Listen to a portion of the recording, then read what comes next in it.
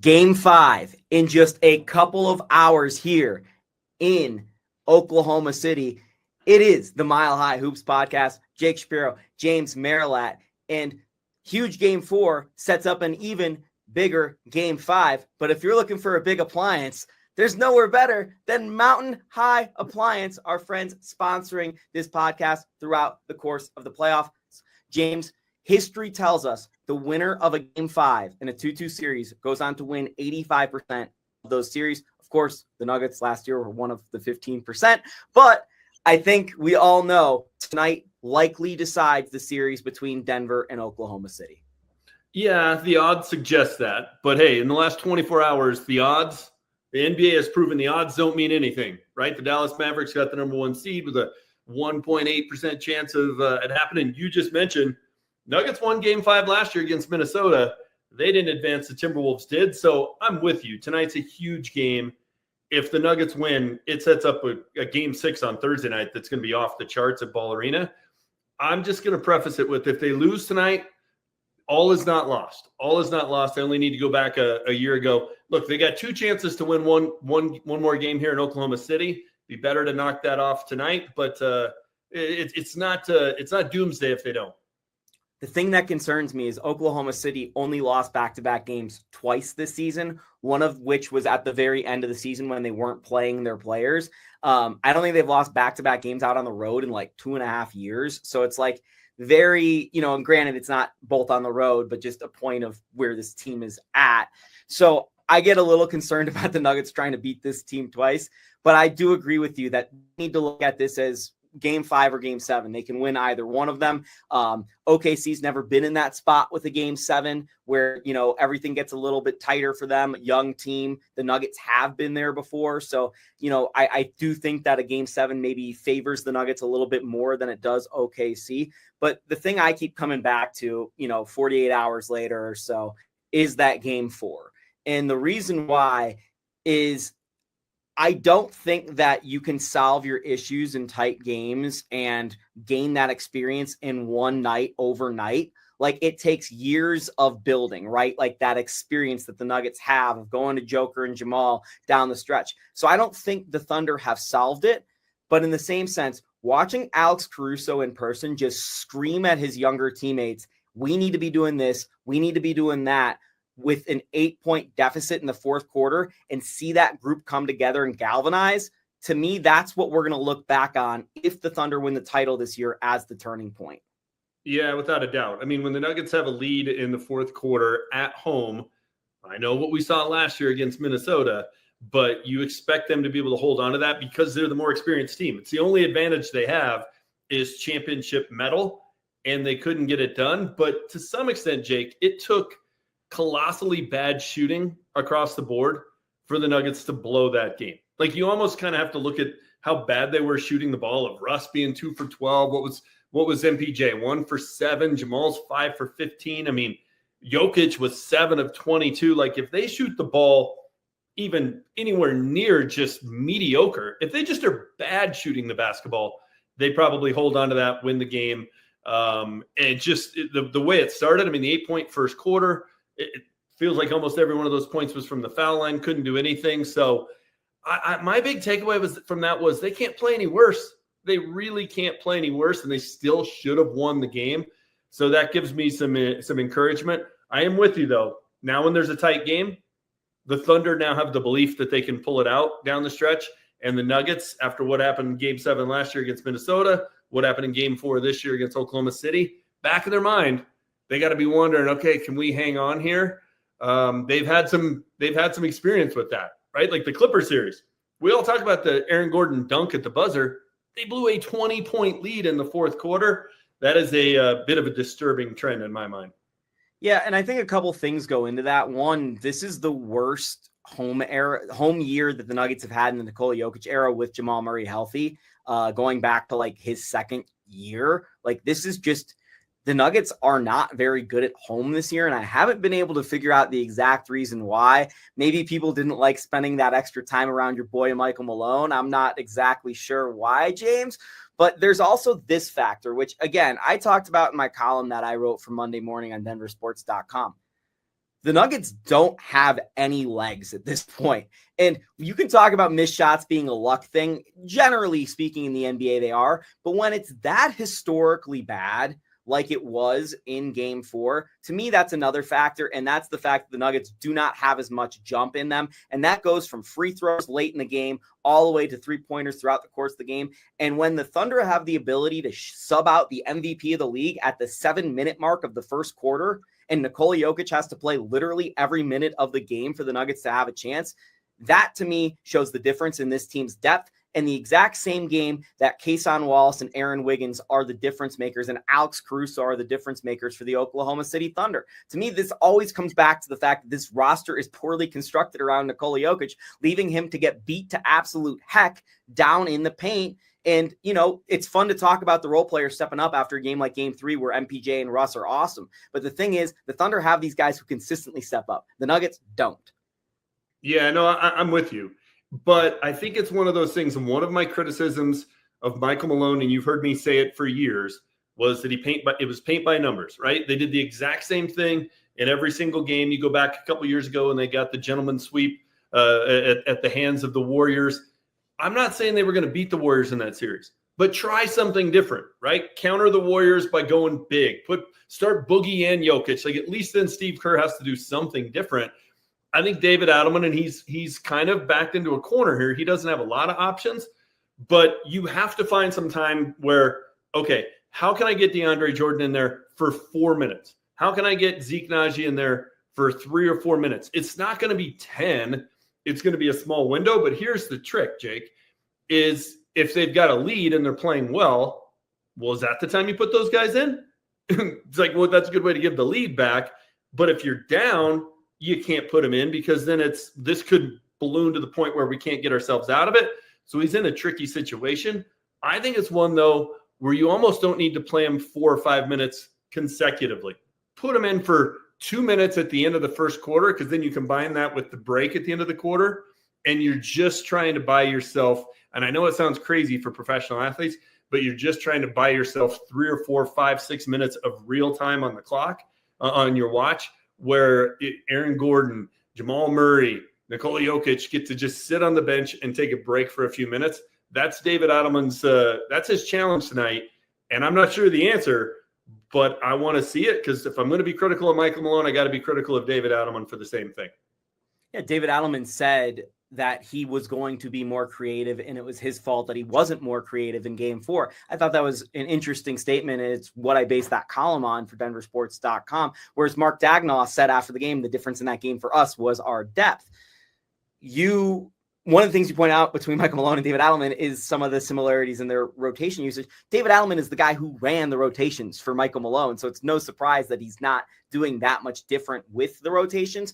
But I do agree with you, because you look at the end of these hockey games and the way they are, and I know it's a completely different sport, but you get the TV timeout with about 5 minutes left in the game. So you have, the big players get a shift with about 6 minutes left. They are out there for 45 seconds. You get the TV timeout. They come back out there. Then, the second liners come out. Then they come back out there, the first liners. Then there's 2 timeouts. And then they're out there for basically 5 of the last 6 minutes of the game. But in real time, they've gotten 6 or 7 minutes of actual rest within that. So I do think that it would behoove the Nuggets to perhaps rest Nikola Jokic for the last 45 seconds of the first quarter, where they've never done that before, instead of just using that all 3 minutes going into the start of the second, because that's where the Denver Nuggets lost the game, by the way. It was the first quarter in game 4, but also the first 3 minutes of the fourth quarter, which is always the trouble spell without Jokic.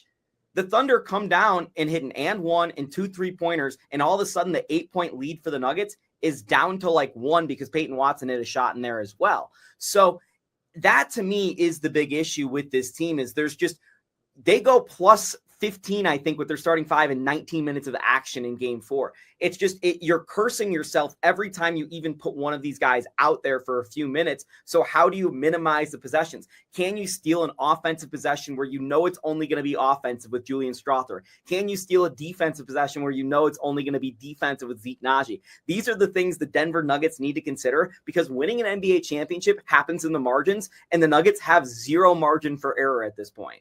Yeah, you're right. And it sounds crazy because it is such a small margin, but it does come down to a possession here or there. Like if you could do that 2 or 3 times in a game, it adds up. It's also just it's just play out the hypothetical, right? You call a timeout with 2 minutes to go in the first quarter. You put in DeAndre Jordan. You use him as an example. You have the break between the quarters. You play DeAndre for 2 minutes, and you call another timeout. You've only had 4 minutes of basketball time, but you've probably gotten Jokic 12 minutes of sitting on the bench in real time. That's the kind of thing of where do you gain those minutes? And I know that's probably not an efficient use of timeout, and you want to use them to stop runs. But I think they're in a position, especially in this series, where they're playing against a team that has so much more depth. Yeah. They've got to try and steal some minutes. That's what they have to do. And to your point, David Adelman said after game 4, I was literally just trying to use my timeouts in that game for rest purposes, not for run purposes or adjustments. I knew in that game I was using them for rest purposes. And, as long as the game doesn't get away from the Nuggets like it did in game 2, I think that the Nuggets could be doing something similar tonight, where the timeouts are more based on making sure the guys feel healthy throughout the course of the game. The one thing I was maybe really looking forward to tonight was the awesome Nikola Jokic, F the NBA, FU game, just the absolute revenge game from Jokic, because we all expect the MVP to go to Shai Gilgeous-Alexander by a slim margin. This is the only year that 3-time MVP Nikola Jokic, who probably should have 4 of the things, wanted to actually win the MVP, because it comes from a basketball purity standpoint of, I was playing the best basketball of my life and no one's played better basketball than me right now. And he was right, and he might still not win the MVP. So when that award gets handed to Shai Gilgeous-Alexander, which I was hoping would happen in this series, I was hoping that would light a fuse that we've never seen from Nikola Jokic. And it made a lot of sense that it would happen in game 5, because normally this happens during the second round. It's a Tuesday. The NBA doesn't have any more awards to announce. The lottery's happened, but we've seen reports that award will not be announced tonight, which leads to kind of some weird territory, James. It does. So there are 3 explanations for it, right? The league thinks there's going to be a game 7, so they'll have another opportunity to give it to SGA in front of the home fans, which would mean the Nuggets don't win tonight and Thursday to win this thing in 6. Okay, that's not outside the realm of possibilities. Probably a pretty good bet. I think if you win on a app on your phone, that's probably the odds-on favorite. There's that. There's the league thinking, Thunder are going to advance. We'll give it to them in the next round. Big gamble. Still probably the odds-on favorite, but big gamble. Here's the one maybe we haven't considered. Is the MVP in the building on Thursday at Ball Arena? Maybe Jokic wins the award. Maybe he does. I mean, all the basketball purist people that you hear, talking about it, whether you're watching guys on the Ringer, or most of them came around by the end of the year of like, yeah, he's having the best season. He should win it. And I go back to the 1988 Olympics. Okay. It was in Seoul, South Korea. Roy Jones Jr. is in a fight. He's in the gold medal match. He's fighting a South Korean fighter. And the judges didn't want the South Korean fighter to lose by unanimous decision in front of the home fans. Unfortunately for Roy Jones Jr., 2 of them had that thought. So thinking they would just make it 2-1 for Roy, it wound up going 2-1 in one of the all-time biggest highway robberies. This wouldn't be robbery, but it might be enough of the voters who came around and said, SGA is a deserving winner, but this guy shouldn't be a runaway. I'm going to go with Jokic, and maybe, just maybe, it all added up to him getting that 4th MVP that he already should have. I like that theory. I mean, there's the 4th explanation, which is that they don't care as well, and this might get awarded no matter what. And similar to Jokic, I think in 2021, where, he had the thing with the horse stables, and they figured out a way to make it cool despite it not, being the hometown fan thing that it always should be. I think it was 2022, actually, now that I think about it, because that was that Suns series. No, that was... Yep. No, that was during the Warriors series, because the Sun series, he got his MVP. So, yeah, it was 2022. So, yeah, I think those are the only 4 ways that this is going down at this point, which it's fascinating that you have just opened my mind to the possibility that Nikola Jokic is the MVP this year, which I have not considered since about February, because I saw the way this was going. But you're right, because I listen to all these Ringer podcasts, and they've all had Jokic.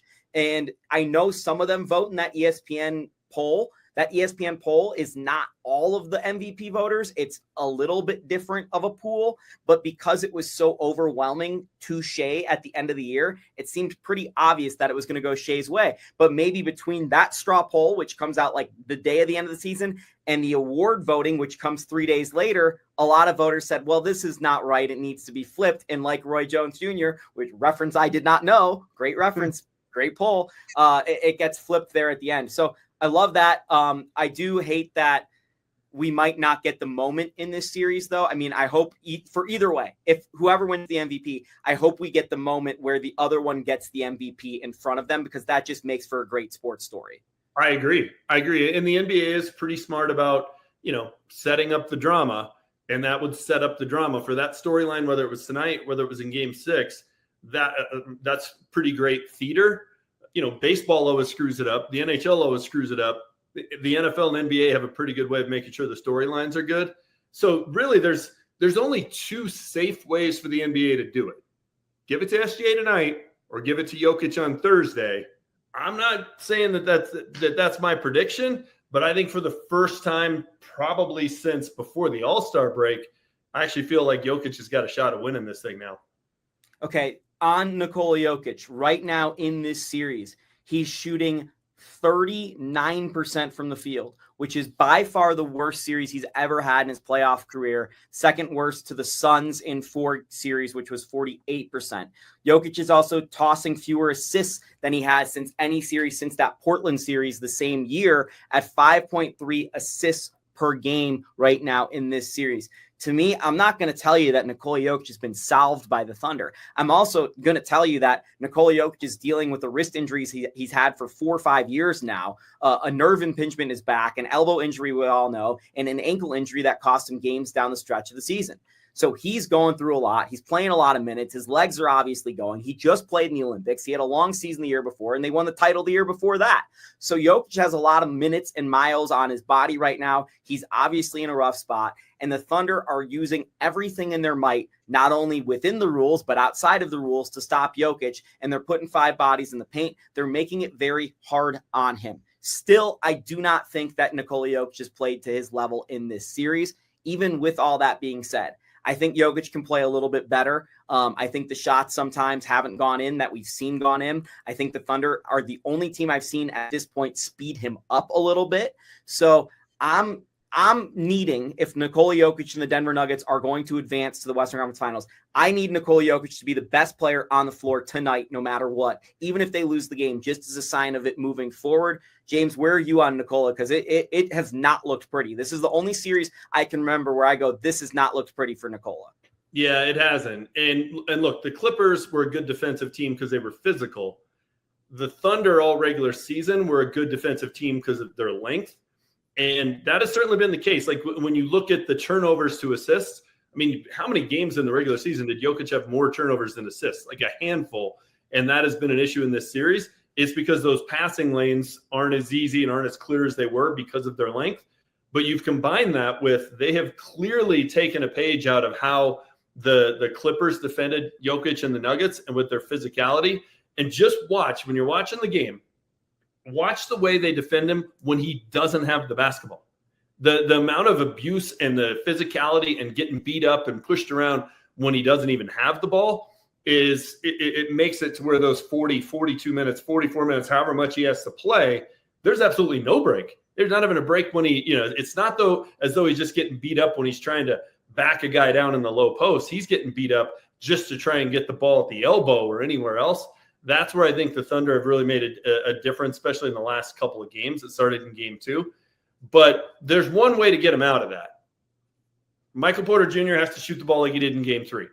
Jamal Murray has to shoot the ball like he did in Game 5 against the Clippers. Right? Christian Brown has to start hitting open shots. The Nuggets have to have somebody have a great game. So is that Jokic with another 40 and 20? Is it MPJ 5 for 6 from 3 again? The best option, to be honest with you, because the way they're defending Jokic, I don't know that he's got another one in that unless they can get him out of it. Jamal Murray has to be playoff Jamal. We need one game from him in this series where he's that. Can it be tonight? Can it be in Game 7? We shall see. But if he goes off for 43 tonight like he did in Game 5 against the Clippers, the Nuggets win the game. Yeah, I actually think Jamal's been pretty decent in this series. I think that the Thunder are just loading up on him and they have the right defenders to guard Jamal. This isn't the series for him. But I do agree, Jamal making himself a threat. Like the Nuggets have not had the two-man game at all in this series. They've just been completely taken out of it. Part of that is because Jokic is great at off-ball movement, the best center I've ever seen moving off-ball. And it is something that he's not been able to do, whether legally or illegally. I just looked it up for you. So twice in this series, he's had more turnovers than assists, and once he's been tied. Throughout the course of the regular season, he only had 3 games where he had more turnovers than assists. Part of that is that length from the sidelines with Lou Dort, Jalen Williams, Alex Caruso that are guarding him and getting in the passing lanes. Very similar to that Suns in 4 series where Cam Johnson and Miles Bridges are just getting into the passing lanes and wreaking havoc. So they're doing a lot of these different things that have bothered Nikola Jokic in the past. I wrote about it in my series preview that this is exactly what was going to happen. So Nikola Jokic needs to find something, needs to find a spot in this series. And unfortunately, whether it's the defense or it's his injuries catching up to him, his mid-range games just disappeared in this series. And that's the thing he's gone to in times of desperation. Yeah. And what makes him such a unique and special player, especially at that position, is his ability to facilitate the entire offense, right? We all know that. And that's why so often he's getting the basketball outside the 3-point line. Well, in this series, he's like 28 feet away from the hoop because they're pushing him out so far, or they're trying to put him at the high post and let him facilitate from there. I almost think that David Adelman tonight needs to go with play him as a classic center, put him in the low block. He's more athletic than Hartenstein, and he's certainly got the size differential when they try to go with somebody else covering him. So if it's Chet, it doesn't matter who it is. So I think put him in the low block, let him go be a center, and let him use his size and athletic advantage depending on who's guarding him.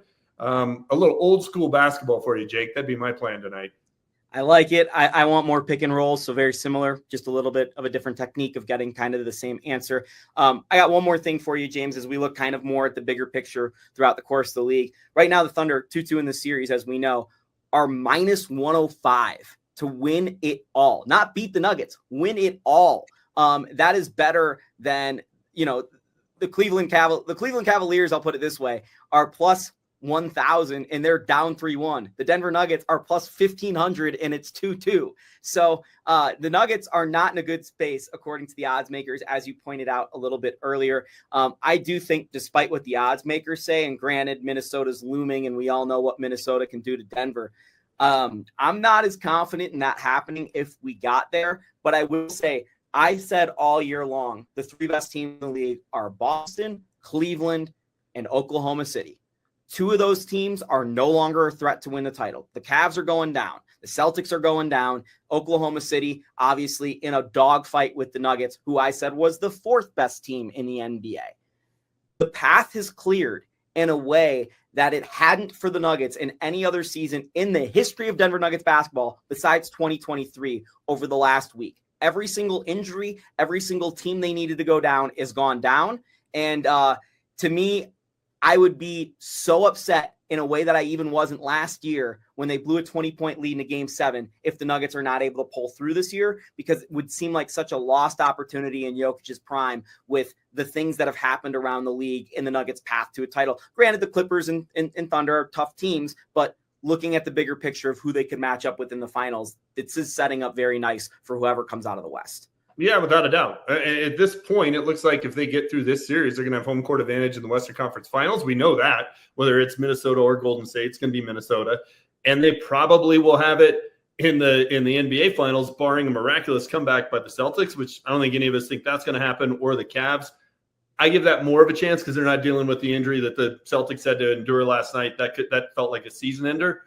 That would shape up, and you're right. It's a lot like 2023. If you remember that year, I think they had 3 teams in the East that they had to hope would lose for them to have home court in the NBA Finals. They ended up getting the 8-seeded Heat because Giannis was hurt for a couple of games in the first round. The Bucks got knocked off. The Sixers got knocked off. And, of course, the Celtics did. So it's kind of shaping up that way. It's part of what made Game 4 so disappointing, because then you're like, hey, we got 3 games to beat them one more time. And Minnesota's going to be tough. I think Minnesota's actually playing the best basketball of any team left in the playoffs right now. I think they're the best team. So it's not like it's a slam dunk path, but you got home court. Maybe you learned from last year. It did make Game 4 all that much more disappointing because the dominoes are starting to fall their way. and it'd be a shame if they can't take advantage of that.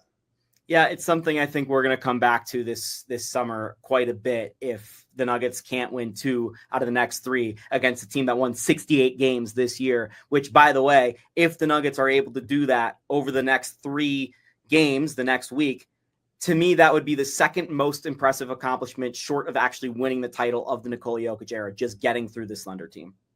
Yeah, and it's one of those things outside of the bubble.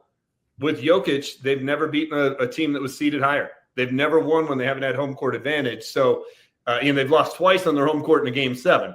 Last year to the Timberwolves and a few years ago to the Trailblazers. So this would help make up for that. It's kind of the one piece that's missing from his resume. And look, the 2-3-1 comebacks in the bubble, amazing. But if you had to travel for those, are you going to come back and win both those? There's a reason it's never happened in NBA history. That's why. So this would be, I'm with you. Winning a title is going to be at the top. But this would be a pretty darn impressive accomplishment. Let's see. Listen, he's got to be the best player in the world 2 out of the next 3 games. And he's got to have one other teammate step up and have a game. That's it. That's the formula. I bet on him to do it. I'm not sure I'm betting on Jamal, MPJ, somebody else to step up and have one of those big games, but somebody's got to. The last minute of what you said is why I will not have you on when we do the was Jokic better in his career against Bird or versus Bird and Magic, who had the best NBA career, because that is a lot of darning evidence against Nikola Jokic right there. And tonight could be a real legacy game despite him not having the MVP. And after that game, after the MVP does not get handed out tonight, which it does not seem like is going to happen, me and Anilo Piro will be right back here on the Mile High Hoops podcast, recapping it all, whether it goes good or bad for the Denver Nuggets. We will be here on YouTube, so like and subscribe. Make sure you maybe even turn on that notification bell, because who knows what hour we're going to go on. He's James Merilatt. I'm Jake Shapiro. Make sure you tune to denversports.com for all the latest and greatest on Denver sports. We'll talk to you later tonight.